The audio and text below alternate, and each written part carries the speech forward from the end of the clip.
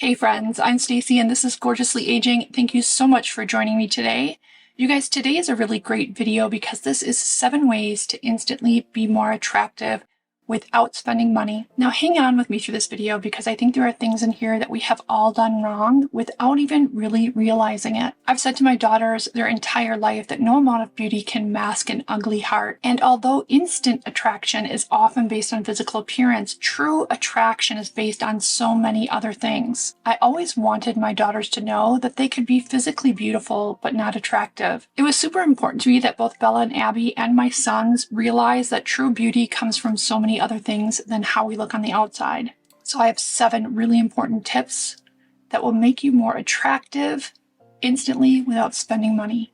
This first tip is such an important one, and that's to truly listen. Now, I know you're thinking, I listen. I think that too. I think, oh, I'm always listening. I'm always engaged. I'm always making eye contact. But there are things we do wrong. We're not truly engaged in what the person is telling us. We're already formulating what we're going to say when we get a break in the conversation. Or we're spacing out, or we're thinking about something else that somebody said earlier, or we're thinking about a stressor from the day. We're half hearing what they're saying and we're half thinking about something else. Sometimes we're so excited about what the person is saying, we interrupt and share our own story before they've even finished theirs. There is nothing more attractive than really caring about what the person's saying, making eye contact, truly and fully listening. In today's day and age, with computers and cell phones and things dinging and buzzing, it is so easy to be distracted and not fully engaged. There's nothing more unattractive than when someone's trying to connect with you and you are obviously somewhere else. Being engaged and fully attentive when you're talking to someone leads to instant attraction and respect. Number 2, and this one is probably my favorite tip, is don't gossip. I had a really funny situation a few weeks ago where someone said to me, I'm not a gossip. I hate gossip. We were talking about how toxic gossip can be. And she went on to say that so-and-so was such a gossip, it made her uncomfortable. And every time she's with so-and-so, she's always talking about this other neighbor. And in that very moment, she proved that she was a gossip. Now, don't get me wrong. We've all gossiped. I had a salon and spa business, and it is ripe with gossip. People come in and want to gossip. Stylists want to gossip. And it is something that was so toxic to me, I made a very firm rule for myself to never participate in gossip. I don't want to be on the receiving end of that, and immediately someone who gossips becomes someone that can't be trusted. There is nothing that kills respect and admiration more than gossip. When you're in a situation where gossip is happening, I'll share with you guys what I tend to do, and that's 1, not participate, 2, defend or kind of deflect, maybe try to change the subject. When I say defend, sometimes it seems rude when somebody's gossiping about somebody and you hardcore defend them. But you can say things like, I've never had that experience with that person, or I don't know that person well enough, or I would hate for someone to talk when I wasn't there to defend myself, so I prefer not to do that. Sometimes it's hard when you first make the choice to not participate in gossip to know what to do because people are used to you participating or listening or having something to add to the conversation. Excusing yourself to go to the bathroom, and even if you're comfortable with the group of people that you're with, saying something like, I've come to realize that gossip is really toxic for me. I feel really uncomfortable with it. I feel bad about it the whole day after I've gossiped about somebody. And so I'm making the choice not to gossip. You can let your friends know that it's not a judgment. I know gossip is normal. It's a normal part of conversations. But for my own personal growth, I'm choosing not to. I think it's a difficult thing to do without the people around you feeling judged.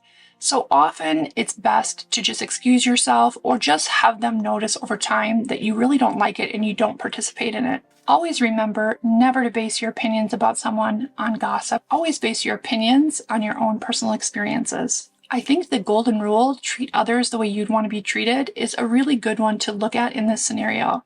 I wouldn't want to be gossiped about when I wasn't around, and I'm not going to do that to other people. Number 3 on my list is be proud, but don't boast. Sometimes being boastful makes other people feel bad that you have things that they don't have, or that you're having success in a certain area of your life that they aren't. People who love you and care about you want to hear about the good things that are happening in your life, but it's different to share than it is to brag or boast. Sometimes constant boasting makes people not want to be around you, and it is very unattractive. Successful people don't have to brag about it, they just exude it. They exude success. People can tell by their hard work and their dedication that they are doing the right things in their life, that they're keeping their nose down, that they're working hard, and they are making progress towards reaching their goals. There's a quote that says, "Money talks and wealth whispers." I think that too can go for a lot of things in life. Success in life doesn't have to talk, it just whispers, and in most cases can just be silent. People can see it, you don't have to speak it. There is one caveat to this, and I think that is being a parent. And although I still think we have to walk the line of being proud and sharing what our kids are accomplishing, we also don't want to make anybody else feel bad. This is kind of a hard one because I have had kids that have had certain successes in their lives. And of course, I want to share that with my family and friends on social media. And even though there's a fine line there, I feel I will never apologize for making sure that my kids know that I'm so proud of their hard work and dedication. Number 4, and this one is so important. Never deflate somebody, never knock somebody down. There's nothing more ugly than watching someone intentionally or even unintentionally deflate someone. Always encourage, always boost someone. Never make them feel like my life is better than your life. I'm a better person because your life isn't where my life is. I'm more successful because I work harder and you don't work hard enough. And sometimes without even meaning to do that, it can happen. We always want to leave people feeling better than we did when we entered their presence, whether that be on the phone or through text or in person.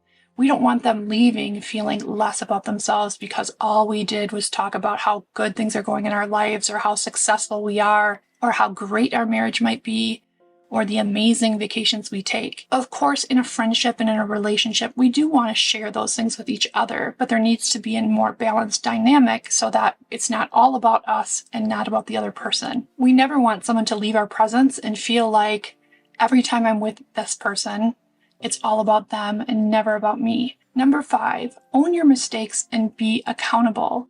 This is something you see all the time, and some people are raised that way. Their parents never took any accountability, they never apologized, they never owned their mistakes, and they move throughout their life doing the same things. This can be a really hard habit to break. When we feel blamed, we naturally want to defend ourselves.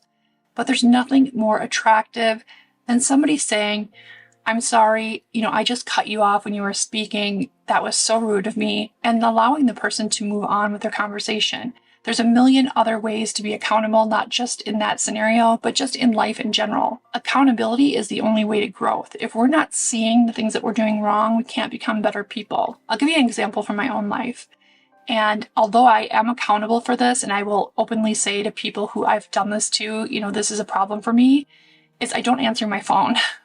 And I'm not good at returning texts. I work a lot, but I have to be in the right mental space to have a phone conversation, especially since my son Drew died.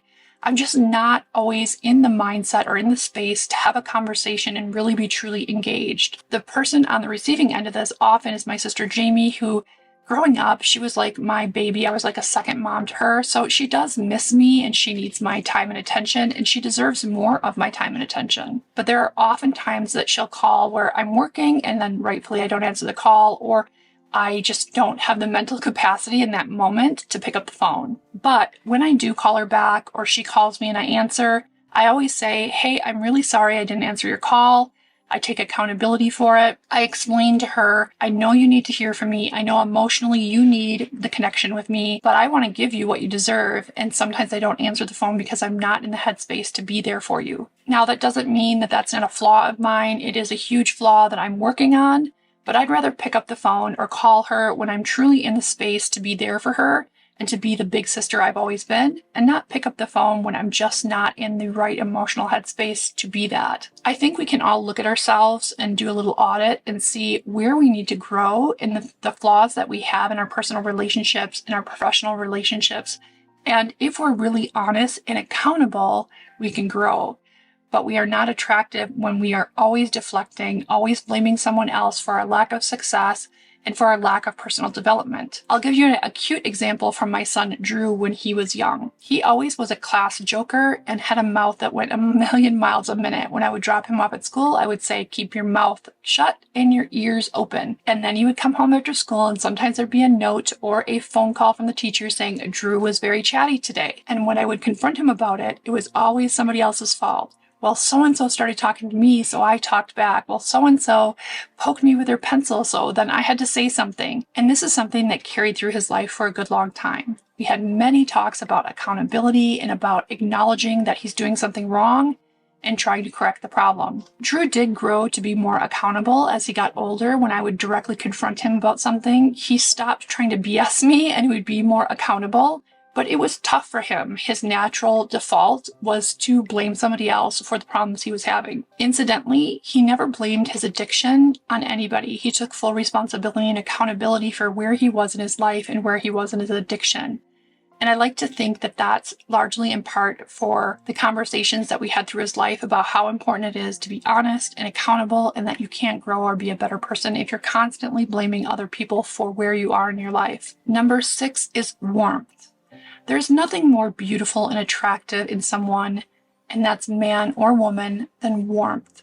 Warmth and being engaging to someone, making someone feel welcome, making someone feel confident and valued in your presence is such a beautiful thing. Warmth is approachable, warmth is kind, and there is a feeling of love and respect that comes with being in the presence of someone who is truly a warm and kind person. Being standoffish and cold sometimes can convey the message that you feel like you're better than everybody else. Now, I know from being an introverted person that sometimes in social settings, I can be a little not super outgoing, and this could maybe be construed as being standoffish. However, anybody that I do come in contact with, my natural love and warmth always comes through. And so, although I'm not the most boisterous person in a public setting, I am always warm and kind with anybody that I meet. We never want to give someone the impression that we think we're too good for them or that they're not worth our time. And number 7, last but certainly not least, the most important thing on my list is be kind to everyone. There is nobody that is beneath you or beneath kindness. My daughter Abby, who's 17, she's going to be 18 here soon, called me out the other day. We went through a drive-thru to get a coffee. And as we left, we were having a conversation. It was kind of an important one. And as we pulled away, we had gotten our coffees. And she's like, "Mom, you didn't say have a good day to the person." I said, "Thank you," but I didn't say have a good day. And I said, "Oh, Abby, I said thank you." And she's like, "I know, but you didn't say have a good day. You always say have a good day." Now, just because I say have a good day doesn't mean I'm kind, because you can say have a good day and be a terrible person. But it was just interesting that she caught that something that I normally do, I had failed to do. And interestingly, I watch my girls react in situations in the public when we leave the grocery store, or when somebody who's maybe pregnant or is carrying kids is returning a cart to the cart return and they say, "Hey, let me return that for you." Or small acts of kindness that they do that they've seen from me or Adam's behavior through life. And it makes me proud, because it's those simple things in their character that make them truly beautiful people. The way that they move through the world, the kindness they exude in everyday situations, and the true care and compassion that they have for other people. When I was really young, my grandmother gave me a pocket calendar, and each month had a quote. And I remember getting to the quote that said, "Those who bring sunshine into the lives of others cannot keep it from themselves." And I remember thinking about it. I don't know what it was about that quote that hit me. And in fact, initially I was kind of confused by it. I'm like, well, what do you mean? If I bring sunshine into someone else's life, I can't keep it from myself. Does that mean I don't get sunshine? And as I thought about it more, it hit me. It had like such an impact on me. I was like, no, if I do good things for other people, I'm going to feel good. If I make someone else feel like the sun is shining on them, I'm also going to feel like the sun is shining on me.